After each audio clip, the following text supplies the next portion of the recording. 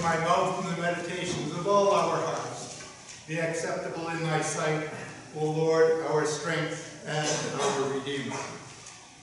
Amen.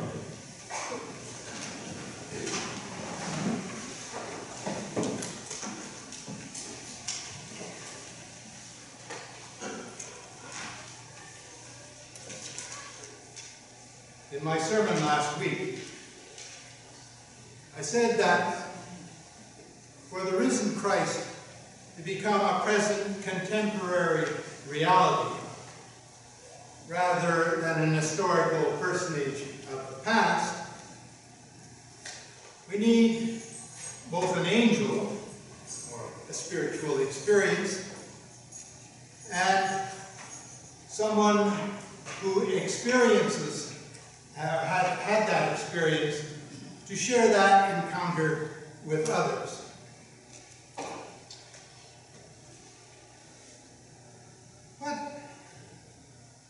What if you've never had such an experience?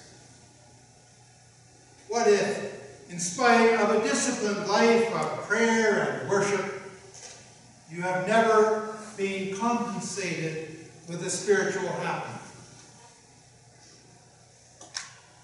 What if, despite a lifetime of belief and trust in the love of God, your cry for relief on the night of deep pain and suffering is met with a protracted, empty silence?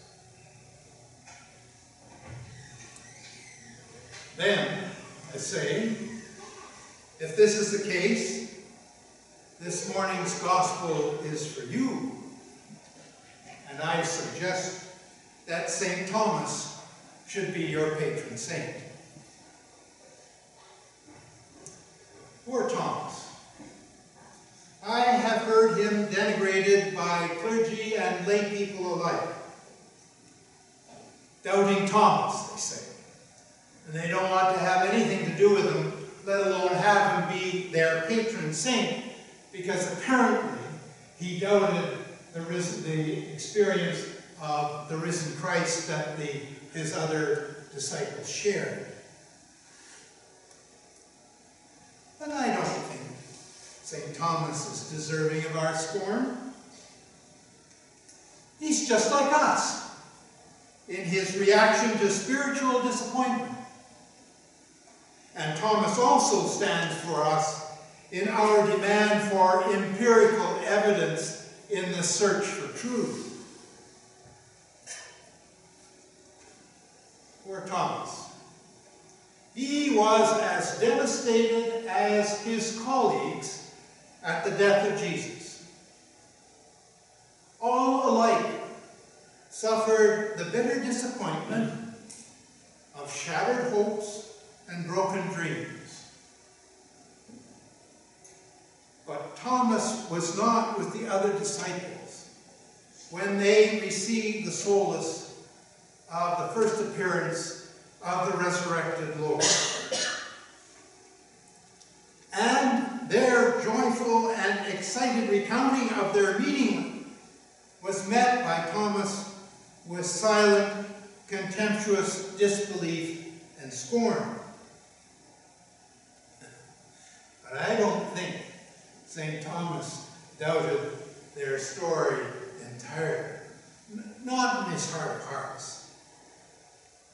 Thomas was envious, jealous, and angry at having missed out on that occasion. Thomas might well have asked himself,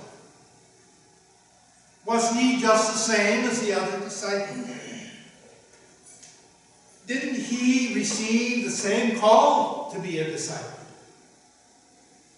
Didn't he share in the same ministry and fellowship with Jesus? Didn't he share the same trials and tribulations that they all had? Didn't he share the same longings? Surely we can identify with Thomas's deep anguish at being left out, Wasn't he of like deserving? Aren't we? Aren't you? When I was 6 years old, it was a summer's day, and I was standing with my friend Ralph McGinn in the middle of the street, our houses being on either side of Ash Street in Sudbury. And there we were conversing, wondering what we were going to do with the day, when our friend Gary Whitby joined us.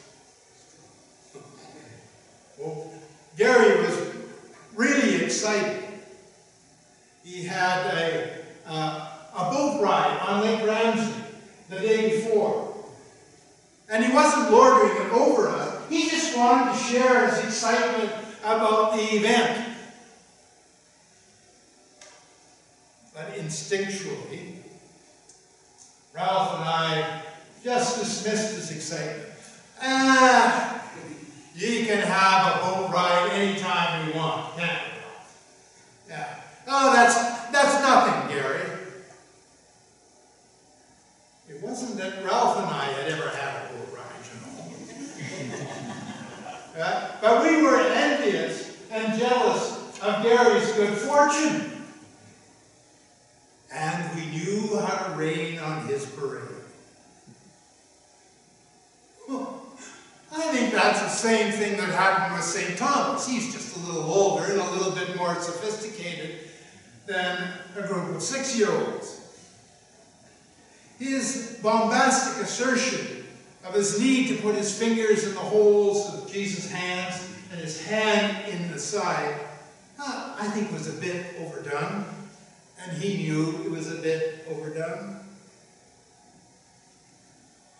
But I'm sure he must have shocked his fellow disciples, and Thomas certainly rained on their parade. And later,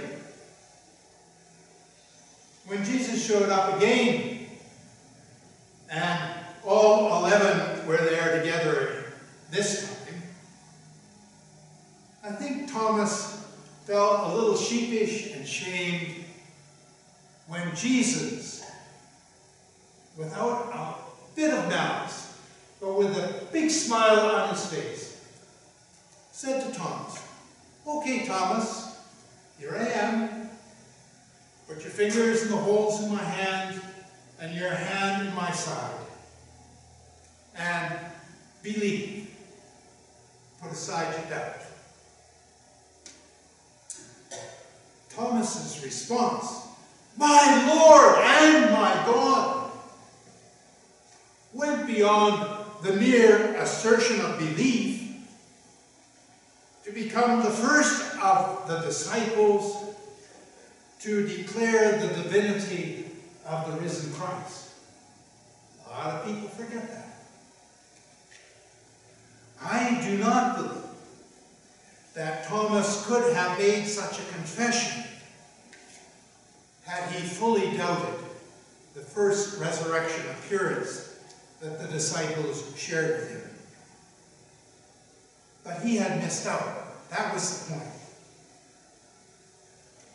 But then, Thomas had professed doubt, and Jesus, though not present at the time, knew of Thomas's bombastic scorn. And that happens to be the good news of the gospel for all of us today. When we doubt the existence of God or of his abiding love. And although we belong to the legion of those who never experience a spiritual event, we need to hear and take to heart what Jesus said to Thomas. He said, "Blessed are those who have not seen and yet believe." There's nothing wrong with doubt. There's nothing wrong with doubt. And especially when there is no corroborating experience. But the gospel tells us today that if we hold fast to our joy and believe, like that